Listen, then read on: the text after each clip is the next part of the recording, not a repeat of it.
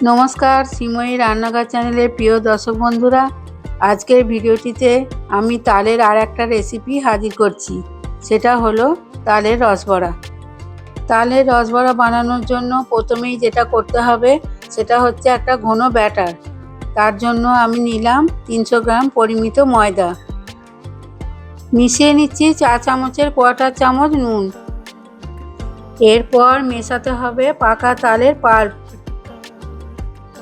এখন সমস্ত উপকরণগুলো ভালোভাবে মিশিয়ে ব্যাটারটা তৈরি করে নেব।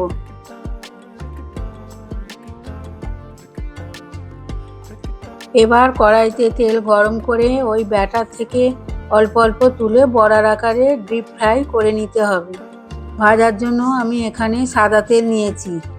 একটা কথা বলি, গ্যাসের ফ্লেমটা মিডিয়াম টু হাইতে রাখতে হবে। বড়াগুলো ভাজা হয়ে গেছে, এগুলো একটা আলাদা জায়গায় তুলে রাখছি। এবার একটা চিনি শিরা তৈরি করে নিতে হবে। সেই জন্য আমি এখানে নিয়েছি 3 কাপ জল, 300 গ্রাম চিনি। এখন চিনি শিরা ফুটছে, ফুটন্ত রসে ঢেলে দিলাম ভেজে রাখা বড়াগুলো মিনিট 2 ফোটার পর গ্যাসের ফ্লেমটা অফ করে দিলাম।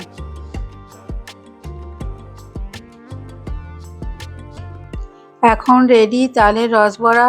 একটু ঠান্ডা হলে পরিবেশন করুন।